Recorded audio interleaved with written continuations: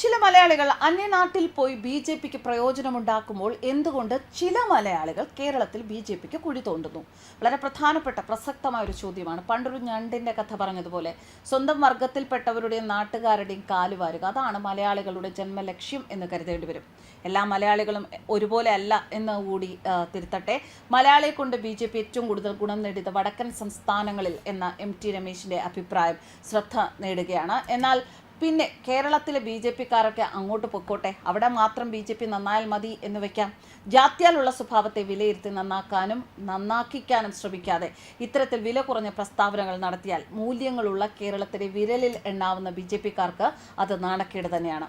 പാർട്ടിയുടെ പൊതുവായുള്ള ഗുണം നോക്കിയാണ് പൊളിറ്റിക്കൽ ബാക്ക്ഗ്രൗണ്ട് ഇല്ലാത്തവർക്ക് പോലും ബി.ജെ.പി പ്രത്യേക സ്ഥാനങ്ങൾ നൽകുന്നത് എന്ന് സംസ്ഥാന ജനറൽ സെക്രട്ടറി എം.ടി. രമേശ്. അവരോട് ബൂത്ത് തലം തൊട്ട് പ്രവർത്തിക്കണമെന്ന് പറയാൻ കഴിയില്ല. ബി.ജെ.പി കേന്ദ്ര നേതൃത്വത്തിന്റെ കാൽക്കുലേഷൻ ഒരിക്കലും തെറ്റാറില്ല എന്ന് രമേശ് പറയുന്നു. ഒരുപക്ഷെ കേരളത്തിലെ നേതാക്കൾക്ക് തെറ്റിപ്പോയിട്ടുണ്ടാകാം. കേരളത്തിലെ ചില ആളുകളെ കൊണ്ട് ഇന്ത്യയിലെ മറ്റു പ്രദേശങ്ങളിൽ എന്ത് പ്രയോജനം ഉണ്ടാക്കാം എന്നാണ് കേന്ദ്ര നേതൃത്വം നോക്കുന്നത് എന്നും എം.ടി. രമേശിന്റെ വിലയിരുത്തൽ. ചില ആളുകൾ നമ്മുടെ കൂടെ വരുമ്പോൾ അവർക്ക് ചില പോസ്റ്റ് കൊടുക്കുന്നത് പാർട്ടിയുടെ പൊതുവായുള്ള ഗുണത്തിന് വേണ്ടിയാണ്. എ.പി. അബ്ദുള്ളക്കുട്ടി വന്നപ്പോൾ കേരളത്തിലേക്കാണ് ആദ്യം പരിഗണിച്ചത്. പക്ഷേ അദ്ദേഹത്തെ പോലുള്ള ഒരു മുസ്ലിം ഫേസ് ബി.ജെ.പിയിലേക്ക് വരുമ്പോൾ ദേശീയ തലത്തിൽ സ്ഥാനം കൊടുക്കണമെന്ന് കേന്ദ്ര നേതൃത്വമാണ് തീരുമാനിച്ചത്. ഞങ്ങൾക്കതിലൊരു പ്രയാസവുമില്ല. അവരവരുടേതായ നിലയിൽ എക്സ്പീരിയൻസ് ഉള്ളവർ ബി.ജെ.പിയിലേക്ക് വരുമ്പോൾ ബൂത്ത് തലം മുതൽ നിങ്ങൾക്ക് പ്രവർത്തിക്കണമെന്ന് നമുക്ക് അവരോട് പറയാൻ സാധിക്കുകയില്ല. കാരണം അവർക്ക് പൊളിറ്റിക്കൽ എക്സ്പീരിയൻസ് മാത്രമേ കുറവുള്ളൂ. മറ്റ് തലങ്ങളിൽ പ്രവൃത്തി പരിചയം ഏറെയായിരിക്കും. അതാണ് പ്രയോജനപ്പെടുത്തേണ്ടത്. ഉദാഹരണമായി വാജ്പേയി സർക്കാരിൽ ധനകാര്യമന്ത്രിയായിരുന്ന യശ്വന്ത് സിൻഹ ഇന്ത്യ കണ്ട ധനകാര്യമന്ത്രിമാരിൽ ഏറ്റവും മികച്ച പ്രകടനം കാഴ്ചവെച്ച ആളായിരുന്നു. IFS കഴിഞ്ഞു വന്ന അദ്ദേഹത്തിന് ഒരു പൊളിറ്റിക്കൽ ബാക്ക്ഗ്രൗണ്ടും ഉണ്ടായിരുന്നില്ല. മറ്റൊന്ന്, ഇപ്പോഴത്തെ കേന്ദ്രമന്ത്രിസഭയിലെ അശ്വിനി വൈഷ്ണവ്. ഈ മന്ത്രിസഭയിലെ ഏറ്റവും നല്ല മന്ത്രിയാണ് അദ്ദേഹം. മഹാരാഷ്ട്ര തിരഞ്ഞെടുപ്പ് ചുമതലയും വൈഷ്ണവിനായിരുന്നു. ഒരു പൊളിറ്റിക്കൽ എക്സ്പീരിയൻസും അദ്ദേഹത്തിന് ഉണ്ടായിരുന്നില്ല. ബി.ജെ.പി കേന്ദ്ര നേതൃത്വത്തിന്റെ കാൽക്കുലേഷൻ ഒരിക്കലും തെറ്റാറില്ല. ഒരുപക്ഷെ കേരളത്തിലെ ഞങ്ങൾക്ക് തെറ്റിപ്പോയിട്ടുണ്ടാകാം. കേരളത്തിലെ ചില ആളുകളെ കൊണ്ട് ഇന്ത്യയിലെ മറ്റു പ്രദേശങ്ങളിൽ എന്ത് പ്രയോജനം ഉണ്ടാകുന്നു എന്നാണ് കേന്ദ്ര നേതൃത്വം നോക്കുന്നത്.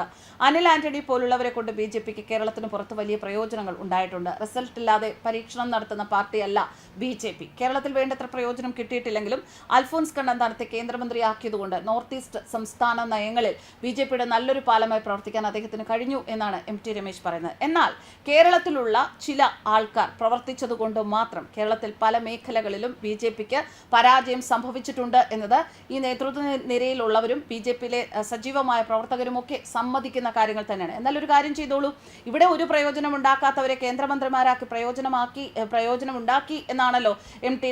രമേശ് പറയുന്നത്. മറ്റു സ്ഥലങ്ങളിൽ കൊണ്ടുപോയി കേന്ദ്രമന്ത്രിമാരാക്കുകയോ അങ്ങനെ എന്തെങ്കിലും ചെയ്യട്ടെ. എന്തിനാണ് ഒരു പ്രയോജനവുമില്ലാതെ കേരളത്തിൽ ഇങ്ങനെ വച്ചു പൊറപ്പിക്കുന്നത് എന്ന ചോദ്യം പൊതുസമൂഹം എം.ടി. രമേശിന്റെ പ്രസ്താവനയ്ക്ക് നേരെ ഇപ്പോൾ ഉന്നയിക്കുകയാണ്. ഇങ്ങനെ ഇവിടെ നിന്ന് പോയവരെല്ലാം മറ്റുള്ള സ്ഥലങ്ങളിൽ പോയി നന്നായി അല്ലെങ്കിൽ നന്നാക്കി എന്ന് പറയുന്നതല്ലാതെ ഇവിടെ എന്ത് ചെയ്യാൻ സാധിക്കും, ഇവിടെ ഉള്ളവരെ കൊണ്ട് എന്ത് ചെയ്യിക്കാൻ സാധിക്കും, ഇവിടെ ഉള്ളവർ ചെയ്യുന്ന കുതന്ത്രങ്ങളെ എങ്ങനെ പൊളിക്കാൻ സാധിക്കും എന്നാണ് എം.ടി. രമേശിനെ പോലെയുള്ളവർ നോക്കി നന്നാക്കി ശ്രമിക്കേണ്ടത്. അങ്ങനെയൊന്നും ചെയ്യാതെ ഇത്തരത്തിലുള്ള ചില വാചകങ്ങൾ പറഞ്ഞ് ഇരുട്ടുകൊണ്ട് ഓട്ട അടയ്ക്കാനാണ് ഇവരെല്ലാവരും ശ്രമിക്കുന്നത്. അങ്ങനെ ശ്രമിക്കുന്നിടത്തോളം കാലം ഈ രാഷ്ട്രീയ പാർട്ടിക്ക്, ബി.ജെ.പി എന്ന ഈ രാഷ്ട്രീയ പാർട്ടിക്ക് കേരളത്തിൽ വലിയ മാറ്റങ്ങളൊന്നും സംഭവിക്കാൻ പോകുന്നില്ല.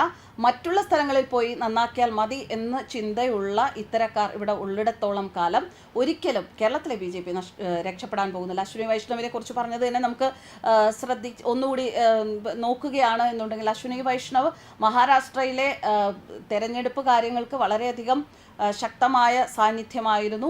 അദ്ദേഹം വളരെ നല്ല ഒരു മന്ത്രിയാണ് എന്ന് പറയുന്നു.